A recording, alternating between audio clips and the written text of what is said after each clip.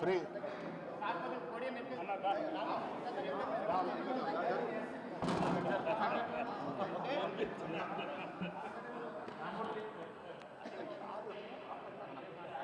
మీరు రెడీ అంటే మేము రెడీ.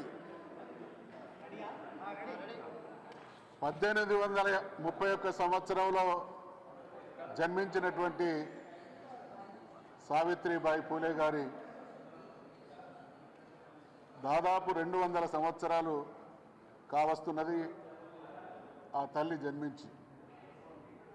50-60 సంవత్సరాల క్రితం భారతదేశాన్ని చూసినా, తెలంగాణ ప్రాంతాన్ని చూసినా అడుగడుగున అసమానతలు, వివక్ష, అణచివేత కొనసాగినటువంటి రోజులను మనం చూసినాం.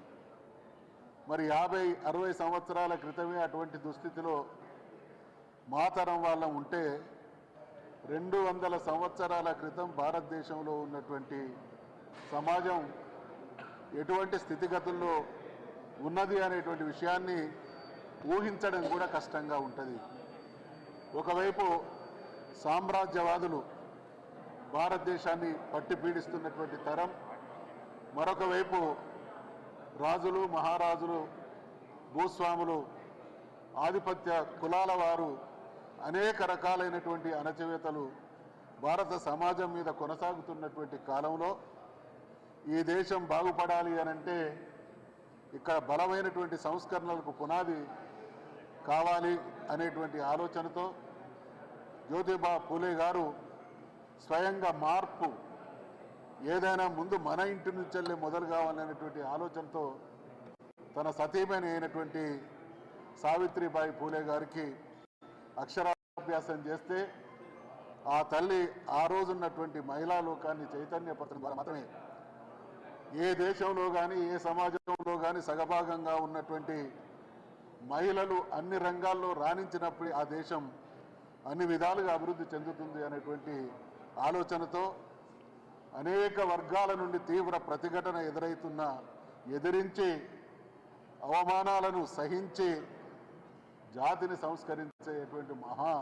బాధ్యతను తన భుజస్కంధాల మీద వేసుకొని అనేక ప్రాంతాల్లో మహిళల కోసం, బాలికల కోసం విద్యాలయాలు ప్రారంభించి ఈ దేశంలో మహిళా సంస్కరణలకు పునాది వేసినటువంటి మహనీయురాలుగా సావిత్రిబాయి పూలే మిగిలిపోతుంది. ఆ మహనీయుల్ని మనం స్మరించుకోవడం కాదు, ఆరాధించడం, వాళ్ళు చూపించినటువంటి మార్గంలో ఎంతో కొంత మనం ఆచరించడమే అటువంటి వారిని స్మరించుకునేటువంటి ఘనమైనటువంటి నివాళి అవుతుంది అనేటువంటి విషయాన్ని ఈ సందర్భంగా నేను గుర్తు చేస్తా ఉన్నా. ఆ ఆలోచన తెలంగాణ రాష్ట్రాన్ని సాధించే నాటికి తెలంగాణలో ఉన్నటువంటి దుస్థితిని తన కల్లారా 14 సంవత్సరాల ఉద్యమ కాలంలో అనుక్షణం చూసి పరితపించినటువంటి మహానుభావుడు కేసీఆర్ కాబట్టే ఈ దేశంలో ఏ రాష్ట్రంలో లేని విధంగా అనేక వందల రెసిడెన్షియల్ స్కూళ్లను ఏర్పాటు చేసి బాలులకు, బాలికలకు ఉన్నతమైనటువంటి శ్రేష్టమైనటువంటి విద్యను అందించి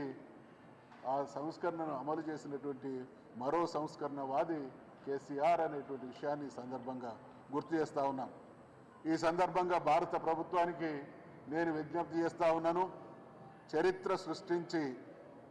సంస్కరణలతో ఈ దేశ భవితవ్యానికి బంగారు బాటలు వేసినటువంటి ఆ జంటగా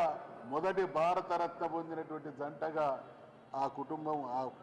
వారికి ఆ గౌరవం దక్కాలని, అందుకనే ఈ వేదిక నుండి మేము డిమాండ్ చేస్తూ ఉన్నాం, విజ్ఞప్తి చేస్తూ ఉన్నాం కేంద్ర ప్రభుత్వానికి, సావిత్రిబాయి పూలే, జ్యోతిబా పూలే జంటకు భారతరత్న పురస్కారాన్ని ప్రదానం చేసి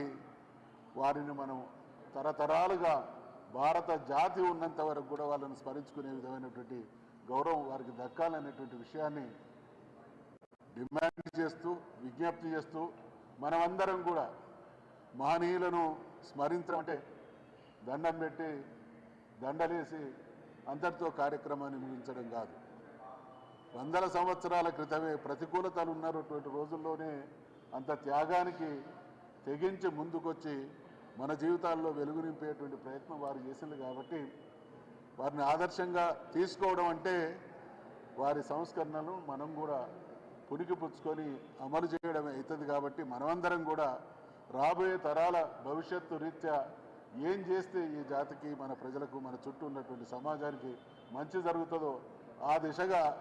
మనం కూడా పునరంకితం కావాల్సినటువంటి గొప్ప దినం ఈ దినం అనేటువంటి విషయాన్ని మరొక్కసారి మనవి చేస్తూ, ఏ లోకంలో ఉన్న ఆ జంట సావిత్రిబాయి పూలే,